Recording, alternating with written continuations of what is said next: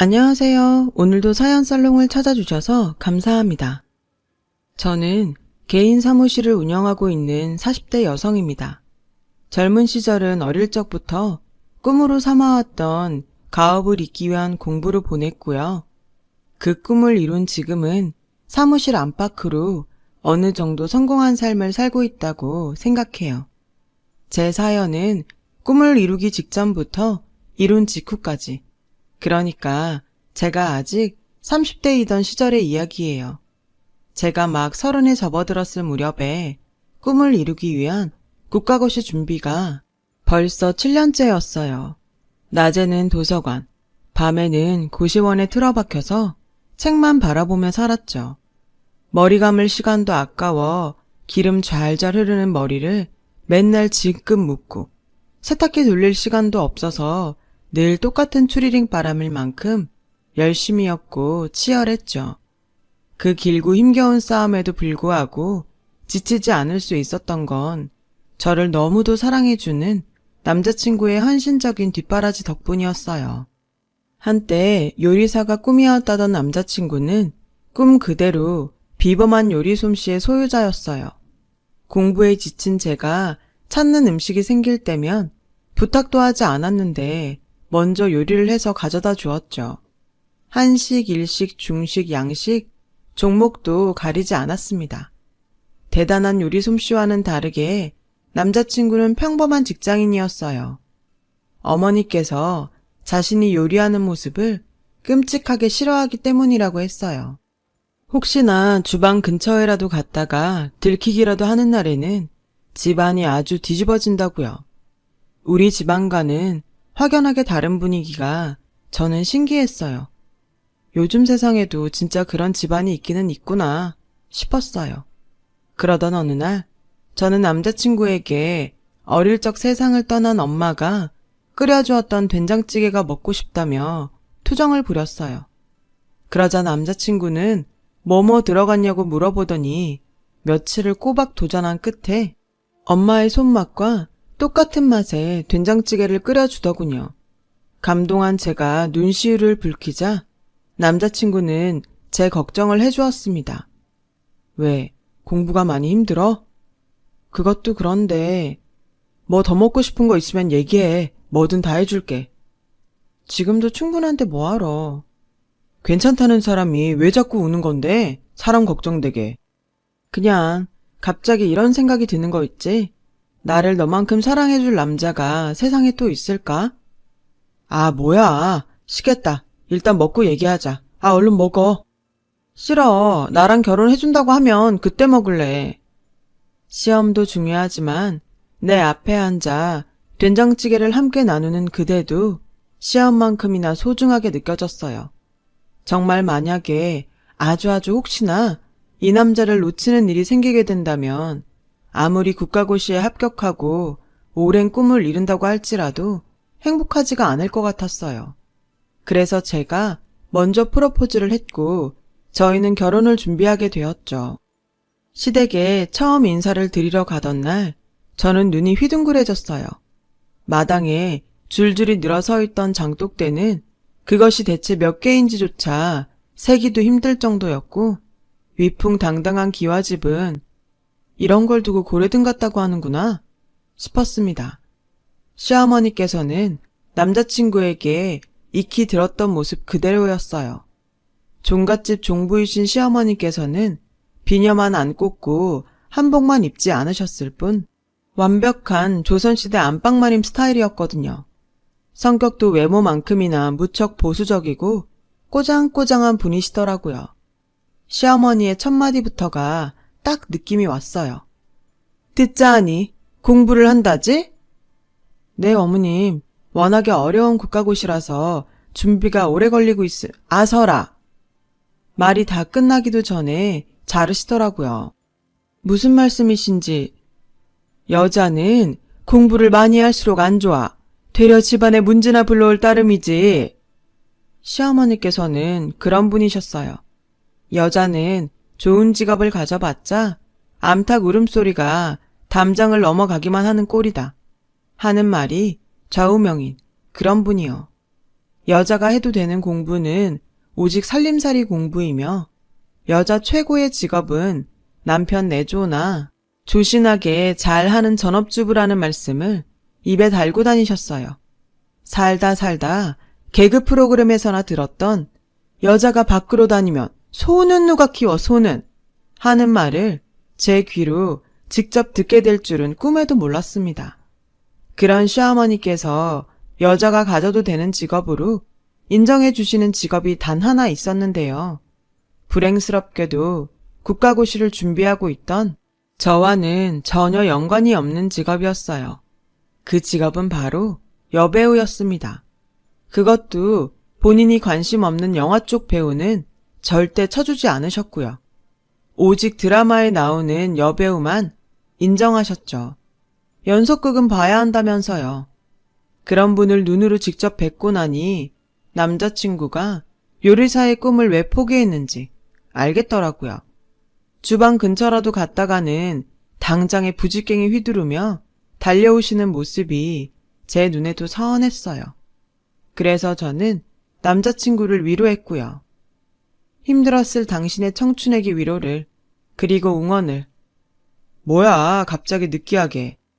그동안 고생 많았다고. 그리고 요리사 포기하지 말라고. 말도 마라. 우리 엄마 봐서 알잖아. 걱정 마. 어머님은 내가 어떻게든 설득해 볼게. 되겠어? 평생을 조선시대 종갓집 종부로 머물러 계신 분인데? 당신이 나 지켜줄 거잖아. 그때 저는 사랑 하나면 다 될 거라고 믿었어요. 조선시대에 머물러 계신 시어머님과의 앞날이 물론 무척이나 막막했지만 시어머님께서 나쁜 사람이라고 생각하지는 않았어요. 바뀐 세상과 떨어져 살아오셨을 뿐이라고 여겼죠. 그래서 결심했어요. 시어머님과 함께할 나의 결혼 생활과 남편의 잃어버린 꿈, 요리사를 위해 시어머님을 조금씩 천천히 바꾸어 보겠다고요. 저는 우선 결혼 준비를 해야 했을 시간들을 쪼개 시어머님을 찾아뵈었어요. 남자친구 없이 저 혼자서요. 시어머님을 여기저기 모시고 다니면서 함께 시간을 보내었죠. 당장 무언가를 말씀드리기보다는 당신께서 저에게 곁을 내어주시기를 기다렸어요.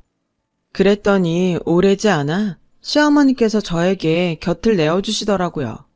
그 틈을 타 저는 시어머니께 마음속 이야기들을 전했죠. 요즘 세상은 어머님의 시절과는 많이 달라졌다. 남자 또한 남자라는 이유로 차별받아서는 안 되고 여자 또한 여자라는 이유로 차별받아서는 안 된다. 하는 말들이요. 저의 이야기들을 경청해 주시는 모습을 보이셨어요. 희망이 보였죠. 그러나 시어머니는 저희 부부가 결혼식을 올린 바로 직후부터 예전의 종갓집 마님 모습으로 돌아가셨고 저희 희망에는 끝없는 먹구름이 드리워졌습니다. 저희 부부가 신혼여행을 떠나던 그 순간 시어머님께서 이렇게 말씀하시더라고요. 그놈의 국가고시라는 건 언제나 그만둔다던? 네? 그놈의 국가고시요? 너도 이제 한 지아비의 아내가 되었고 한 집안의 며느리가 된 만큼 여자의 도리는 다 하면서 살아야지. 집에서 조신하게 들어앉아서 내조나 잘하면 그만이다 이 말이야. 죄송합니다 어머님. 조금 당황스러워서요. 그 시험은요. 제가 아주 옛날부터 꿈꾸던 어른 말씀에 토다는 버릇부터 고쳐야겠구나. 여자가 그러면 수박 맞기 십상인 것을. 아니 적어도 무슨 시험인지는 물어보셔야 하는 거 아닌가요? 그리고 갑자기 왜. 그동안은 외간 사람이었기에 참아주었던 것인데 이제 며느리니 지킬 예의는 지켜라. 말끝마다 여자는 하시는데 정말 막막하더라고요. 남편도 제 얼굴을 마주할 면목이 없는 눈치였습니다. 저는 그런 남편의 모습을 보며 다시금 다짐했어요. 사랑 하나로 이 난관을 극복해 나가겠다고. 어떤 일이 있어도 남편의 꿈인 요리사를 되찾아줄 것이고 나의 꿈도 꼭 이루어내겠다고요. 원래 한 번 결심하면 곧바로 행동에 옮기는 스타일인지라 신혼여행을 마치고 돌아온 저는 미처 신혼집에 짐을 풀기도 전에 남편에게 요리사 전문교육 과정부터 등록시켜 주었어요. 호텔 주방장 출신이 직접 강의하시는 좋은 코스였고 당연히도 시어머님 몰래 이루어진 일이었죠. 남편은 낮에는 회사에서 열심히 일했고 밤에는 꿈을 위한 수업을 들으며 행복한 날들을 보냈어요. 그런 남편을 바라보는 저 또한 행복했고요. 그 행복에게서 얻은 힘을 저의 꿈을 위한 시험에 쏟아부었어요.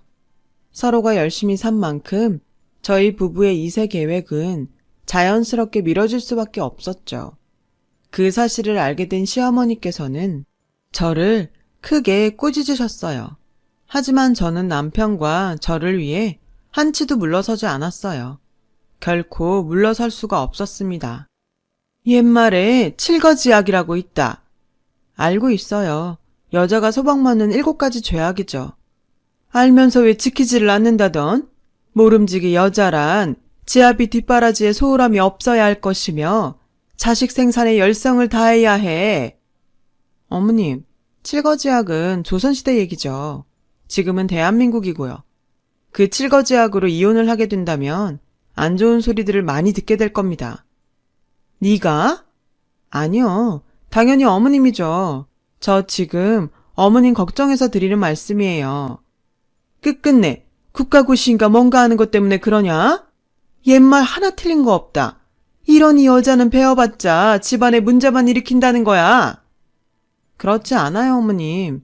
여자라는 이유를 가르치지 않는다면 그건 그거대로 나쁜 소리들을 많이 하게 되죠. 이런 식의 공방이 거듭되었어요. 시어머니께서는 시어머니대로 뜻을 굽히지 않으셨고 저는 저대로 제가 생각하는 올바름을 포기하지 않았어요. 그렇다고 해서 늘 시어머니께 대들기만 하는 몹쓸 며느리였냐 하면 그런 것은 또 아니었어요. 국가고시를 준비하는 짬짬이 어느 집 며느리보다 시어머니를 잘 모셨다고 자부합니다. 친정에서 성격을 물려받기로 타인을 함부로 대하는 성격은 못 되었어요. 그러던 어느 날 시어머니께서 제 남편의 요리사 전문 과정 수강 사실을 알게 되신 거예요. 제가 먼저 나서서 등록해줬다는 사실까지 모두를요. 시어머니께서는 격분하셨고 저와 남편 몰래 저희 부부의 신혼집을 처분해버렸습니다. 집이 팔리고 나서야 그 사실을 알게 된 저는 화가 정말 많이 났어요. 그 집은 친정 아버지께서 저와 남편을 위해 마련해 주신 것이었거든요. 아무리 시어머니라도 아닌 건 아니라고 생각했던 저는 그 생각 그대로를 시어머니께 말씀드렸죠. 그러나 시어머니께서는 눈썹 하나 까딱하지 않으시더라고요. 내 재산 내가 처분했기로 그게 무슨 문제야? 어머님 재산 아니에요. 굳이 따지자면 저희 친정 아버지 재산이죠. 너 시집 올 때 결혼 지참금 쪽으로 가져온 것 아니냐? 그럼 친정 아버지께서 돈까지 줘가면서 저를 이 집에 파셨다는 말씀인가요? 굳이 따지자면야 그렇게 되는 셈이구나. 어쩌겠니? 그게 여인네의 팔자인 것을. 아니 어머님. 지금 사극 찍으시는 것도 아니고 어떻게 그런 말씀을 입에 올릴 수 있으세요? 어머님께서도 똑같은 여자이면서요. 네? 가타부터 할 것 없고 내일부터 시댁에 들어와 살면서 조신하게 살림살이부터 배워. 그놈의 국가고시니 뭐니 하는 거는 오늘부로 끝이다. 그때 저에게 전화 한 통이 걸려왔어요. 시어머니께서 신혼집에 손을 댔다는 소식을 듣고는 급하게 차를 몰고 집으로 돌아오던 남편이 아주 큰 교통사고를 당했다는 소식이었어요. 생명이 위독하다고 했습니다. 저와 시어머님은 급히 병원으로 향했고 하나밖에 없는 사위가 위독하다는 소식에 친정 식구들도 모두 모였죠. 남편은 그야말로 생사를 오가고 있었습니다. 당장 긴급수술에 들어가지 않으면 유언 한마디 못 들어보고 떠나보내게 될지도 모르는 상황이었어요. 저와 친정 식구들은 남편을 살리기 위해 인맥을 모두 동원한 끝에 남편이 받게 될 수술에 국내 최고 권위자와 연이 닿았어요. 그렇게 남편은 권위자 의사 선생님께서 계신 병원으로 급하게 이송이 되었는데 남편이 수술방에 들어가기 직전에 시어머니께서 갑자기 남편이 실려있는 침대를 막아섰습니다. 남편의 수술을 집도해 주실 권위자 의사 선생님께서 여자라는 이유에서였어요. 어디 여자가 의사랍시고? 당장 남자 의사 불러오지 못해? 물러서세요. 제 남편, 아니 당신 아드님 지금 많이 위독해요. 그래도 여자는 안 돼. 이 병원은 남자 의사도 없어? 여자. 아니 여자가 무슨 죄를 지었다고 이러세요. 여자로 태어난 게 죄입니까? 남편 잡아먹으려니 말은 번지르르 하구나 아주. 네가 하늘 같은 지아비한테 부엌일이나 가르치려고 늘지만 않았어도 이 사단은 나지 않았지. 요리사입니다. 요리사라고요. 어머님 때문에 남편이 포기해야만 했던 꿈이요. 썩 꺼져라 인연. 우리 집안은 너 같은 며느리 둔 적 없다. 어머니나 나가주세요. 제발 이거 하나는 똑똑히 알아두시고요. 당신 아드님 살릴 사람은 남자도 아니고 여자도 아니고 의사예요. 대한민국 최고 의사. 저는 시어머니를 밀쳐내고 남편의 침대를 수술방으로 밀어 넣었어요. 다행히 수술은 잘 끝났고 오래지 않아 남편은 건강을 회복했어요. 때이른 죽음을 잠시나마 경험했던 덕분이었을까요? 요리사의 꿈을 향한 남편의 열망은 제가 그를 만난 이래 최고로 커져 있었습니다. 저는 그런 남편에게 시어머니 이야기를 넌지시 꺼냈어요. 당신 하고 싶은 대로 해. 당신이 원하면 뭐든 다 해줄 수 있어 난. 엄마가 옆에 있으면 당신 시험 준비하는데 방해되겠네? 아무래도 나도 요리사 준비하는데 어려움이 있을 거고. 유감스럽지만 그렇겠지? 그럼 엄마는 나중에 나이 좀 드시고 부드러워지시면 그때 봐서 찾아뵙는 걸로 하자. 그렇게 저희 부부는 어머님께 의절을 고했습니다. 의절을 고하고 집으로 돌아오는 기분은 생각만큼 후련하지는 않았어요. 어쩌면 이때 저는 이미 훗날에 예정된 시어머니와의 재회를 예견하고 있었을지도 모르겠어요. 어쨌든 저와 남편은 시어머님과 멀어져 있는 동안 최선을 다해 서로를 사랑했고 각자의 꿈을 향해 노력했어요. 그 결과 저희 부부는 나란히 꿈을 이룰 수 있게 되었어요. 시간은 빠르게 흘렀어요. 시어머니와의 의절로부터 약 5년 정도 지난 어느 날이었던 것으로 기억해요. 당시 저는 제 사무실을 개업한 지 얼마 되지 않았고 직원들도 모두 충원된 상태가 아니었던 탓에 직접 신경 써야 할 업무가 많았습니다.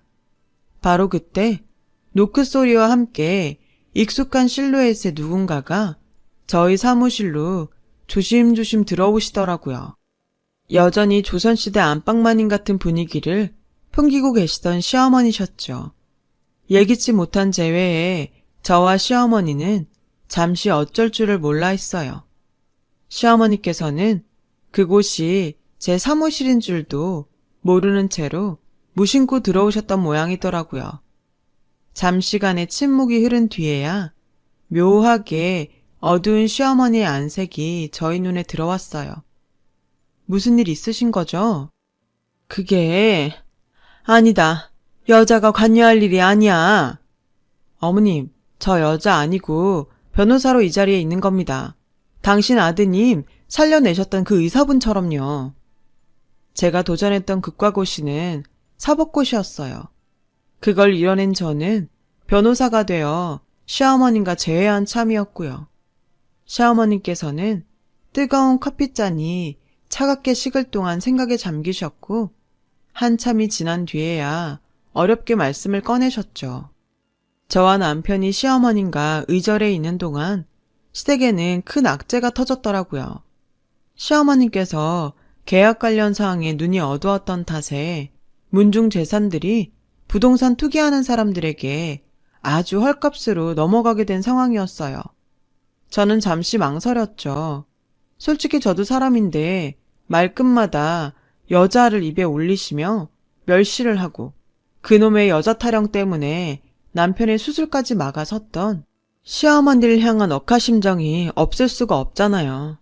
하지만 저는 시어머님께 억하심정을 품고 있는 의절한 며느리가 아니라 법질서를 수호하는 하나의 변호사로서 시어머님을 대하기로 했어요. 그런데 공연히 마음 쓸 것 없다. 이만 가보마. 이대로 가시면요. 도움 받으실 곳은 따로 있으세요? 도움은 무슨? 다 내 죄인 것을. 여자된 몸으로 도장 같은 것을 함부로 휘두르는 게 아니었어. 어머님께서 여자라는 사실은 절대 문제가 될 수 없어요. 더욱이 속여 먹은 쪽이 나쁜 놈들인 거고요. 그래도 내가 어떻게. 사람이 염치라는 것이 있는 법이지. 염치 타령은 혹시 시어머니와 며느리로 다시 만나게 되면 그때 다시 하시고요. 지금은 일단 변호사를 만나신 거니까 변호사로부터 보호를 받으셔야죠. 저는 곧장 몹쓸 부동산 투기 세력으로부터 시댁의 문중 재산을 지켜내기 위한 소송을 시작했어요.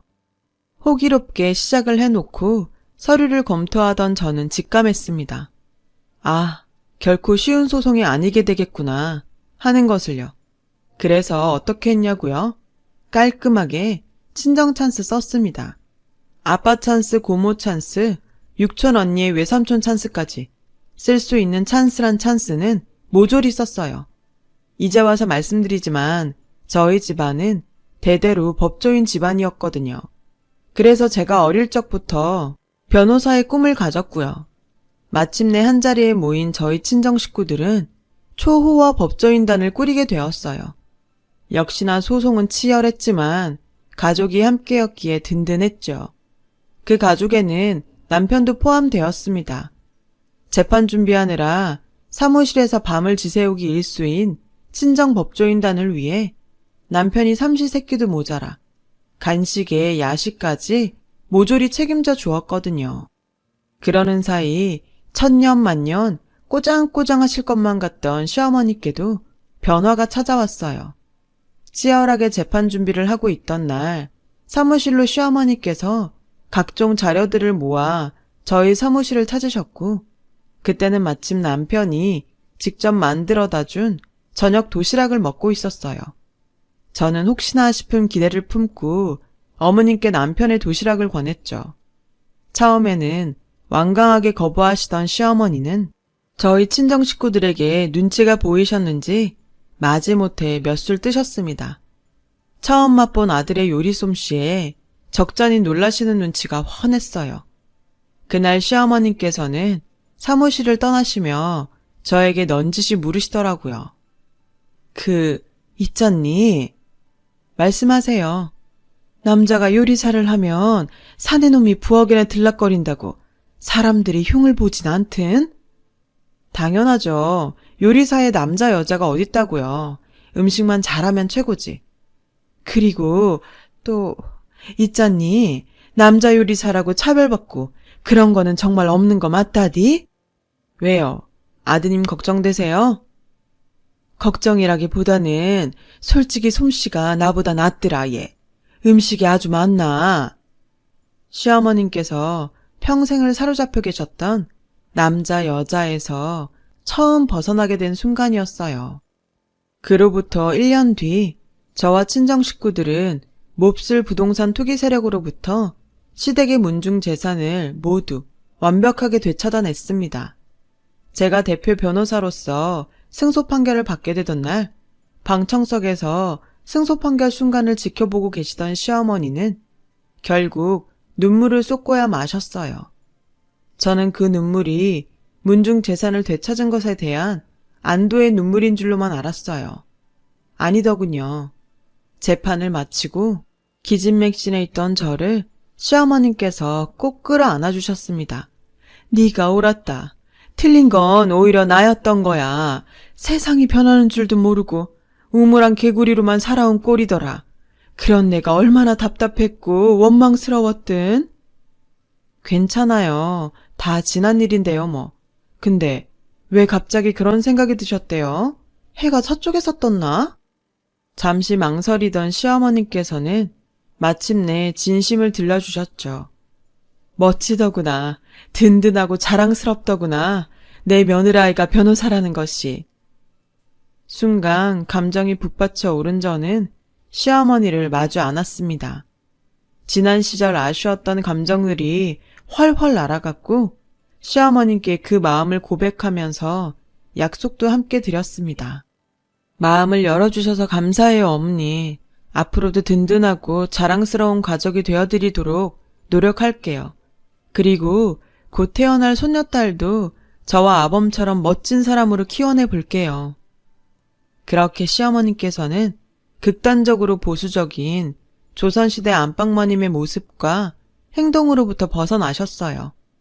저희 부부도 완전한 평화를 되찾았고 한때나마 소원해졌던 친정과 시댁 사이도 부쩍 가까워졌죠. 맞다. 시어머님께서 아직 버리지 못하고 계신 것이 딱 하나 남아있는데요. 그건 바로 1일 연속극 보면서 막장 몹쓸 며느리를 향한 험담을 퍼붓는 것입니다. 근데 저도 드라마를 보면서 경악할 때가 많고 무엇보다 드라마는 드라마일 뿐이니까요. 이 정도면 저 안심해도 되는 거 맞겠죠? 제 이야기 들어주셔서 감사합니다. 건강하시고 행복하시길 바랍니다. 여러분, 사연 댓글에 응원과 현명한 조언 부탁드려요. 좋아요와 구독은 저에게 큰 힘이 됩니다. 오늘도 좋은 일 가득하세요.